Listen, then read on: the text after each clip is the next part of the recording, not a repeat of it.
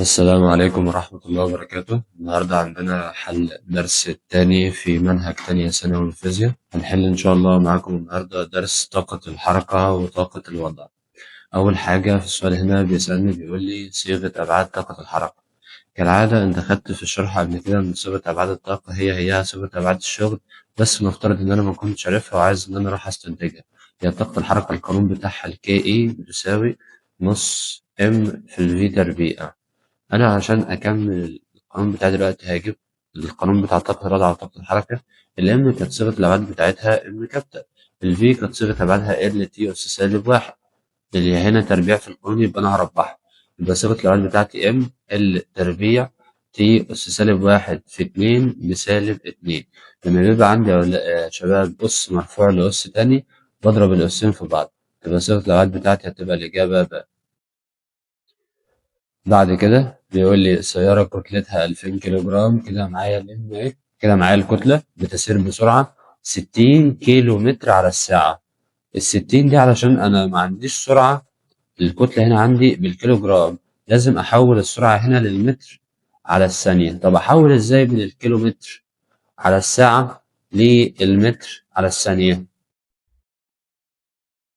المفروض إن هي عندي 60 أضرب هنا في 5 على ال18، تطلع معايا هنا 60 في 5 على ال18 تساوي 50 على التلاتة. هعوض أو طاقة الحركة عموما نص ام في الفي تربيع، هعوض أدي نص في 2000 في الفي تربيع معايا ب50 على 3 الكل تربيع. طب ليه يا مستر انت ما خدتهاش عشري، رقم عشري، علشان خاطر القيمة تطلع معايا بالظبط، فيطلع معايا في الآخر الإجابة بجيم 2.78 في 10 أس 5.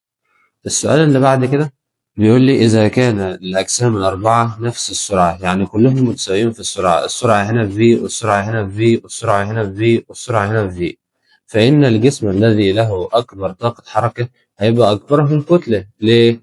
لأن الكي إي بتتناسب طردي مع الإم وبتتناسب طردي مع الفي تربيع. بما أن الفي تربيع معايا ثابتة يبقى أنا هاخد النسبة معايا ما بين الكي إي والإم على طول، يبقى الإجابة بتاعتي هتكون إيه؟ إن هو أكبر واحد فيهم في طاقة الحركة. السؤال اللي بعده بيقول لي إذا كان للأجسام الأربعة نفس طاقة الحركة فإن الجسم الذي له أكبر سرعة، هجيب السرعة من القانون في طرف لوحدها. هو المفروض مش الكي إي كانت بتساوي النص في الام في الفي تربيع؟ لو عاوز اجيب الام لوحدها هقسم على اللي جنبها، فهضرب الاول في 2 يبقى 2 كي اي بتساوي الام في الفي تربيع. لما اعوض اخلي الام في طرف لوحدها هقسم على الفي تربيع يبقى 2 كي اي على الفي تربيع. كده الام والفي علاقة عكسية، فاللي ليه اكبر سرعة هيكون هو اقل واحد فيهم في الكتلة، فالاجابة بتاعتي تبقى دي. السؤال اللي بعد كده هو عاوز يرتب طاقة الحركة لكل منهم. طيب أنا هروح أجيب لكل واحدة منهم طاقة الحركة.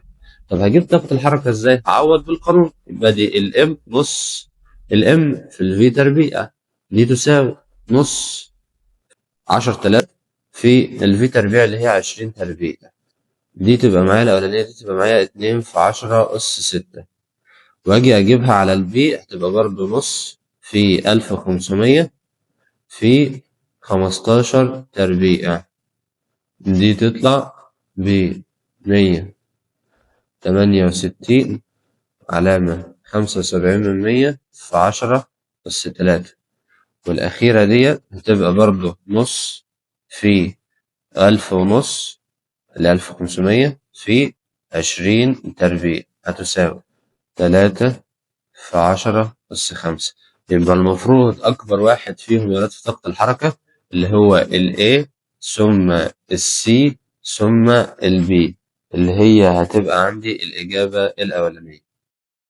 طيب يا مستر أنا ما جبتهاش كده، أنا عاوز أجيبها بطريقة تانية. هو مش ده أكبر واحد فيهم في الكتلة وأكبر والسرعة بتاعته بتساوي سرعة ده، أو سرعة أكبر واحد في الكتلة وأكبر واحد في السرعة، فكده ال A عندي هو أعلى واحد في طاقة الحركة، يجي بعديه الاتنين دول متساويين في الكتلة بس السي أكبر من البي في السرعة، يبقى السي أكبر من البي في طاقة الحركة، فيكون بعد كده عندي السي ثم البي السؤال اللي بعد كده، عداء كتلته 72، يبقى دي الام بتاعتي ب 72 وطاقة حركته مساوية لطاقة حركة سيارة كتلتها 1200.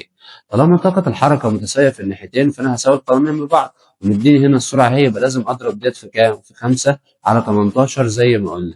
يبقى 9 في 5 على 18 تطلع معايا ب5 على 2 اللي هي بتساوي 2.5 متر على الثانية. أقول له والله النص الام الأولانية اللي هي ب1200 في الفي بكام؟ ب2.5 الكل تربيع، بتساوي الكتلة بتاعتي اللي هي ب72 في الفي تربيع في نص. المفروض نص ده راح مع النص ده، يبقى اتبقى لي هنا 1200 في 2.5 تربيع على 75 بتساوي الناحية التانية الفي تربيع. يبقى أجيب الحسبة دي كلها وبعد كده أخد لها الجذر عشان أطلع معايا الفي. تمام يا شباب؟ تبقى تطلع معايا في الآخر ب10 و21 متر على الثانية. السؤال اللي بعد كده، الشكل البياني المقابل يوضح العلاقة بين مربع السرعة لكل جسم من عدة أجسام لها ومقلوب الكتلة. لما أجيب السرعة مقلوب الكتلة يبقى الفي تربيع. أنا معايا الفي تربيع دلوقتي، لما أجيب الميل في تربيع على 1 على ام يبقى القيمة دي كلها بتساوي الام في الفي تربيع. طب الام في الفي تربيع من القانون بتساوي 2 في طاقة الحركة. هو هنا عاوز طاقة الحركة، فأنا هجيب الميل من هنا وأقسمه على 2. طب الميل من هنا بيساوي إيه؟ أدي 8 ناقص 2 على 4 ناقص 1. يبقى 8 ناقص 2 على 4 ناقص 1 دي كلها تبقى كام؟ 6 على 3 اللي هي بتساوي كام؟ 2. يبقى طاقة الحركة عندي ال 2 كي إي بتساوي 2. يبقى الكي إي الواحدة بس بتساوي كام؟ 1. السؤال اللي بعد كده، السؤال 7، بيقول لي جسم كتلته ب2 كيلو جرام ومديني الشكل ده، الفي ب2 والزمن بتاعي ب2. أنا يهمني بس السرعة بتاعتي بكام. والله المفروض إن الكي إي بتساوي النص الام في الفي تربيع. يبقى دي نص هعوض عنها الام ب2 في الفي معايا ب2 تربيع، يبقى دي بتساوي 4. لما تساوي 4 طاقة الحركة ثابتة لأن السرعة ثابتة، تبقى الإجابة بتاعتي ألف. مديني علاقة بين طاقة الحركة والسرعة ومربع السرعة. المفروض إن الميل عندي هنا بيساوي نص الكتلة. ليه يا مستر؟ لأن الكي إي بتساوي نص الام في الفي تربيع. أنا عاوز الكي إي على الفي تربيع. هقسم هنا على الفي تربيع فراحت وظهرت لي في الناحية التانية. يبقى الميل عندي هنا بيساوي نص الإيه؟ الكتلة. بعد كده هو الميل أصلا بيساوي تان الزاوية بتاعتي. طب الزاوية بتاعتي هنا ب45، يبقى تان 45 هتساوي نص الكتلة. طيب دلوقتي تان 45 بواحد بتساوي نص الكتلة، يبقى الكتلة بس هتساوي كام؟ 2 كيلو جرام. سيارة كتلتها 3 في 10 أس 3 وسرعتها اصطدمت بشجرة فلم تتحرك الشجرة وتوقفت السيارة كما بالشكل المقابل. التغير في طاقة حركة السيارة. هو التغير في طاقة حركة السيارة ده هيساوي إيه؟ هو اصطدمت معناها السرعة بتاعتها النهائية بقت بصفر، أو يقول لي توقفت أهو. فأنا هجيب طاقة الحركة بتاعتي في الحالة الأولانية من القانون العادي بتاعها، الكي إي بتساوي نص الكتلة في مربع السرعة. طب أهني السرعة الأولانية يبقى نص في 3 في 10 أس موجب 3 في الفي تربيع ب16 تربيع. دي تطلع ب3 و84 في 10 أس 5. المفروض دلوقتي إن هي التغير في طاقة الحركة بيساوي الكي إي 2 ناقص الكي إي 1. طب الكي إي 2 بصفر علشان السرعة بصفر، ناقص الكي اللي أنا طلعتها اللي هي 3 و84 تطلع معايا بسالب 3 و84 في 10 أس 5. بيقول لي عاوز الشغل المبذول عندما ترتطم مقدمة السيارة بها. المفروض الشغل بتاعي ال W أخدناه في الدرس اللي فات بيساوي القوة في الإزاحة. طب انا عندي الازاحه بتاعتي بصفر لان انا وقفت، انا ما حصلش معايا حاجه. يبقى دلوقتي ال W هتساوي ايه؟ صفر. الازاحه بصفر يبقى الشغل كله بتاعي بصفر. بيقول لي مقدار متوسط القوه التي اثرت في مقدمه السياره فقواستها للداخل 55 سم. يبقى هو كده يعتبر اداني الازاحه اللي هي دي بتساوي 5/10 متر. لما اروح اعوض المفروض انا كان عندي الكي كانت تعريفها من الشغل المبذول لتحريك الجسم، يبقى انا عندي دلوقتي هعوض بالكي اي عادي بتساوي الاف في الدي. يبقى الاف بتاعتي هتساوي الكي اي اللي انا طلعتها على الدي اللي هو مديها لي بنص متر. يبقى 3 و84 في 10 أس 3 آسف 10 أس 5 ده كله على نص. تطلع القيمة معايا ب 7.78 في 10 أس 5. السؤال اللي بعده جسم كتلته 25 كيلو جرام بُذل عليه شغل مقداره، يبقى ده الشغل، فتحرك أفقيا من السكون مسافة دي على مستوى أفقي أملس، فتكون سرعة الجسم بعد قطع هذه المسافة بكام؟ والله مش هو شغل، وطاقة الحركة كانت تعريفها إن هي الشغل المبذول لتحريك الجسم. يبقى دلوقتي أنا عندي 1800 بتساوي نص في الكتلة اللي معايا اللي هي ب25 في الفي تربيع. طب أنا عاوز أجيب الفي لوحدها في طرف، يبقى الفي هتساوي 1800 في 2 على 25 وده كله تحت الجذر. تطلع الإجابة بتاعتي ب 12 متر على الثانية. بيقول لي وضح الشكل منظور علوي لمقدار واتجاه كل من 4 قوى. أروح أجيب المحصلة الأول. دلوقتي الإف واحد ده أهي والاف 2 ده اهي، هما الاثنين على خط عمل واحد ومتساويين في القوة، فهما الاثنين لاشوا بعض.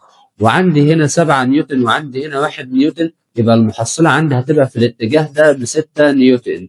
تمام كده؟ طيب هو بيقول لي الازاحه بتاعتي بكام؟ باربعه، يبقى طاقه الحركه بتاعتي هتساوي الاف في الدي هتساوي 4 في 6 هتساوي معايا 24 جول. جسم طاقة حركته 4، يبقى الكي اي بتاعتي بتساوي 4. زادت سرعته إلى الضعف. يعني ايه زادت سرعته إلى الضعف؟ يعني ال V2 بقى بتساوي 2 في ال V1. عاوز تاخد حركته، ما هو الكي اي يا مستر كانت بتتناسب طرديا مع مربع السرعة. يبقى أنا عاوز الكي اي 1 على الكي اي 2 هتساوي V1 تربيع على ال V2 تربيع. تبقى النسبة بتاعتي ديت 1 على 4، وهنا الكي اي 1 كان ب4 يبقى 4 في 4 تطلع معايا ب16 جول. السؤال اللي بعد كده بيقول لي سيارة ودراجة ديت كتلتها ام على 4 وسرعتها 2 في، والأولانية سرعتها في وكتلتها ام. هروح أجيب طاقة الحركة للأولانية وطاقة الحركة للتانية. طب طاقة الحركة للسيارة هتبقى ام في الفي تربيع، طيب والدراجة هتبقى ام على 4 في الفي تربيع. عندي هنا بكام؟ ب2 في، يبقى لما اربعها تبقى ب4 في تربيع. دي راحت مع دي، يبقى دي برضو اصبحت بنص، في نص هنا ودي فيها نص هنا، يبقى دي نص ام في الفي تربيع ودي برضو نص ام في الفي تربيع. يبقى الاجابه بتاعت النسبه ما بينهم هتبقى 1 على 1. جسمان كتله الاول ضعف كتله الثاني، يبقى الام 1 بتساوي 2 ام 2، وسرعه الاول الفي 1 بتساوي نص في 2. فان طاقه حركه الاول كم من طاقه حركه الثاني؟ والله الكي اي 1 على الكي اي 2 بتساوي نسبة وتناسب ام 1 على الام 2 في الفي 1 تربيع على الفي 2 تربيع. هعوض تعويض مباشر، الام 1 ب 2 على 1، ما هو الام هتروح مع الام في الفي 1 تربيع بكام؟ بنص، تربيع النص بربع على 1، 2 في ربع تطلع معايا بنص. يبقى الكي اي 1 على الكي اي 2 بتساوي 1 على 2. أنا عاوز الكي 2 كام من الكي 1؟ لا هو طالب مني هنا طاقة حركة الأول قد إيه من طاقة حركة الثاني، يبقى الإجابة بتاعتي هنا نصف. لو كان طالب معايا ولا طاقة الحركة النهائية تبقى كام، كنت هقول له إنها 2 من الكي اي 1. السؤال اللي بعده بيقول لي مدفع بيطلق 600 رصاصة في الدقيقة، يعني بيطلق كام رصاصة في الدقيقة؟ 10 رصاصات في الثانية. جبتها منين؟ مش هم 600 على الدقيقة اللي هي ب 60 ثانية، يبقى هنا بقت 600 على ال60. تمام كده؟ فإذا كانت كتلة الرصاصة الواحدة ب8 أحولها للكيلو جرام هضربها في 10 أس سالب 3 وسرعتها 700، فإن الطاقة الحركية للرصاصات المنطلقة في الثانية الواحدة. هجيب الأول طاقة حركة الرصاصة الواحدة وبعد كده أضربهم في 10. يبقى طاقة حركة الرصاصة الواحدة اللي هي الكي إي هتساوي نص في الام معايا ب8 في 10 أس سالب 3 في الفي بتاعتي ب700 تربيع في ال10 رصاصات اللي هم عندي. تمام كده؟ تطلع الإجابة معايا على الآلة الحاسبة بتساوي 19.6 في 10 أس 3. أطلقت قذيفة كتلتها 10 جرام بسرعة 600 متر تجاه حاجز مطاطي سمكه ب8. ال10 جرام دي هضربها الأول في 10 أس سالب 3. ال600 بتاعتي اهي تبقى دي الV1 بتساوي 600. حاجز مطاطي سمكه يبقى دي يا ولاد السمك اللي هي الإزاحة بتاعتي بتساوي 8 من 100. وكانت سرعة القذيفة لحظة خروجها من الحاجز بتساوي 400. أنا لو جيت رسمت كده آدي الحاجز بتاعي اللي السمك بتاعه بيساوي 8 من 100. هعمل إيه بعد كده؟ المفروض الرصاصة دخلت من هنا هتطلع لي من هنا. الرصاصة سرعتها في الحالة الأولانية V1 كانت بتساوي 600. بعد الاصطدام سرعتها قلت بقت بتساوي 400. هو هنا عاوز الشغل الذي تبذله قوة المطاط. الشغل تبذله قوة المطاط هنا ولاد هيساوي الفرق ما بين طاقة الحركة في الحالة الأولى والفرق طاقة الحركة في الحالة الثانية. يبقى ال W بتاعي هيساوي ال KE2 ناقص ال KE1. يبقى دي نص في الكتلة في مربع السرعة ناقص في الحالة الأولى الثانية نص في الكتلة في مربع السرعة في الحالة الأولانية. يبقى الإجابة عندي هنا هاخد النص على M عامل مشترك. يبقى دي نص في الM في ال V2 تربيع ناقص ال V1 تربيع. لما أجي أعوض أدي نص في الكتلة بتاعتي بتساوي 10 في 10 أس سالب 3 في أفتح قوس 400 تربيع ناقص 600 تربيع. تطلع معايا الإجابة بسالب 1000 جول. تمام كده؟ السؤال اللي بعد كده عاوز متوسط قوة مقاومة المطاط. مش أنا طلعت الشغل يبقى أعوض بيه. يبقى ال W بتساوي F في ال D بتساوي، هو طالما قال لي قوة مقاومة يبقى هو مديهاني بالاتجاه السالب. يبقى سالب ال F بتساوي W على ال D هتساوي سالب 1000 على ال D بتاعتي مديها لي ب8%. هتساوي معايا 12500 نيوتن. يا مستر ده كان في سالب هنا. ما هو كان في سالب مع القوة فالسالب ده راح مع السالب ده. السؤال اللي بعد كده الطاقة المختزنة في زنبرك مضغوط هي دي طاقة وضع. تسلق رياضي وزنه 700 نيوتن. يبقى دي ال W الوزن مش الشغل، أو ممكن أسميها عندي اللي هي FG كتلة الوزن.